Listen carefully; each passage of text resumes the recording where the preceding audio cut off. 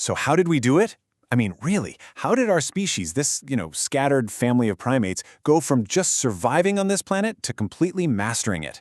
It all comes down to this incredible thing we call civilization. And today, we're going to break down the toolkit, the 5 key inventions that we use to build our entire world.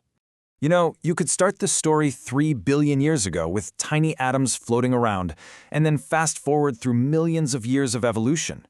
But the real question, the thing that truly defines us as a species, is how we, Homo sapiens, managed to take over. This isn't going to be some dry history lesson about dates and kings. No, this is a story about problem solving. It's about invention. All right, let's get into it. Okay, so let's start with the first, and honestly, maybe the most fundamental invention of them all. This is the big one. It literally changed the essence of what it means to be human. We went from constantly chasing our next meal to, well, creating it right where we were standing.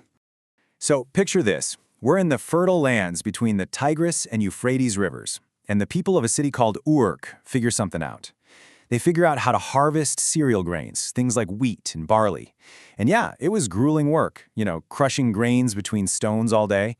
But it was an absolute game changer, because for the first time ever, we weren't just taking from nature, we were actually partnering with it to create our own food source on demand.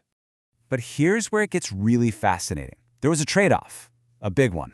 Sure, we gained food security, but we paid a huge physical price for it. The average height of a man actually plummeted from about 5'9" down to 5'3". Can you believe that? We basically went from being these super athletes of the plains to smaller, less robust farmers, forever chained to our little patch of land. So you gotta ask, what did we get for that trade-off? Was it worth it? Well, we got this. For the very first time in human history, enough food was produced in one single place to support a dense population of over 50,000 people. Think about that. This new food surplus made something totally new possible, the city. But that created a whole new set of problems. Okay, so you have tens of thousands of strangers all crammed together. What do you get? Potential chaos, right? Humanity needed an operating system to manage all these people. And we invented 2 absolutely incredible social technologies to get the job done: law and belief. Let's look at the first one, law. Over in Babylon, this king, Hammurabi, he comes up with a system of pure order.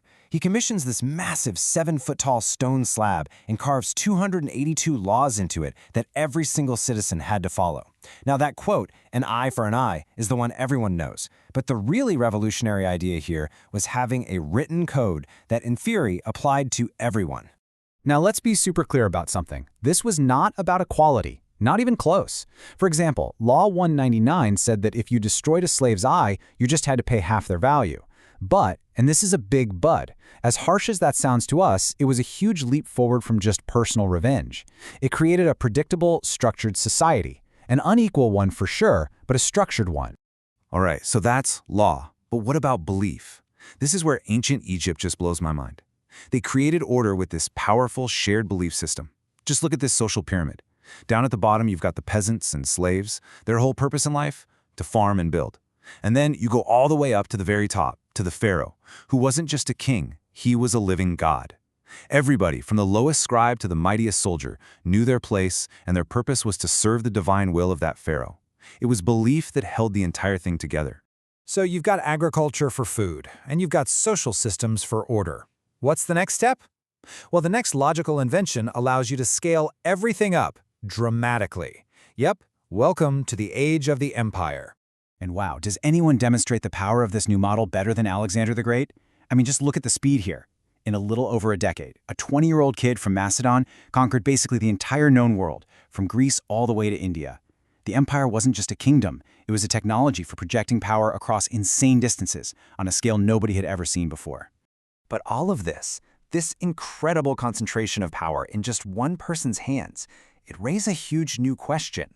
Thinkers like Plato started asking, okay, who is actually fit to have this much control? Should it be the strongest warrior, the richest guy, or, as Plato argued, should it be the wisest among us, a philosopher king?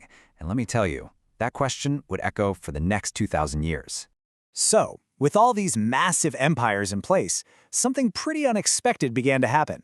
The world started to feel smaller. Our next great invention wasn't built out of stone or steel at all. Nope. It was built from these fragile threads of connection that stretched across entire continents. I mean, for the first time ever, the major civilizations in the East and the West became truly aware of each other.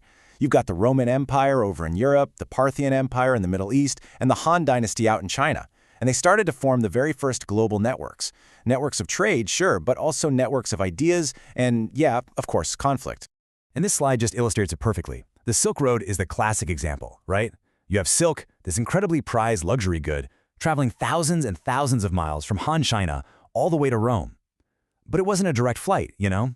The Parthian Empire was sitting right there in the middle, acting as this strategic and very, very wealthy middleman, controlling the flow of pretty much everything. But here's the thing. These global networks, they weren't just carrying silk and spices. They also carried something much more powerful: shared beliefs. And that meant that, for the first time, huge groups of people could unite for a common cause, or, a common conflict, across vast, vast distances. The Crusades are just such a powerful and, a very violent example of this. Think about it.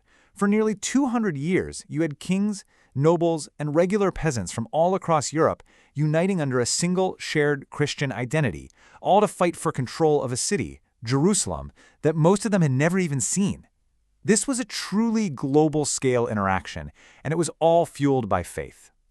So, after thousands of years of god-kings, sprawling empires, and holy wars, a final set of inventions comes along and starts to, reboot the whole system. The focus this time shifts away from the divine ruler and onto two new things: the mechanics of the state and the rights of the individual. Okay, fast forward to 1215. You've got this group of English barons, and they are just fed up with King John. So they basically force him to sign this document, the Magna Carta. And this idea was completely revolutionary. It said that the king's power wasn't absolute, that there were laws even he couldn't break, and that individuals had fundamental rights, like a fair trial, that the state simply could not take away. This was a huge crack in the very foundation of absolute rule. Then, you get to the Renaissance, and thinkers like Machiavelli start to dissect the state itself, almost like a science experiment. He wasn't interested in divine right or what was morally right. He asked a brutally practical question: what actually works? And this quote from his book, The Prince, just shows this new, much colder way of looking at power. It's not about being a good person anymore. It's about understanding human nature and, using fear to stay in control. So, when you step back and look at it all, from that first grain of wheat planted in Uruk, all the way to the radical idea that a king has to obey the law, our entire civilization is just one long story of invention. We've built these incredible social tools to feed ourselves, to organize ourselves, and to figure out our relationship with power. And that, of course, leaves us with the biggest question of all, doesn't it? What's the problem we're trying to solve right now? And what new social technology are we going to have to invent next?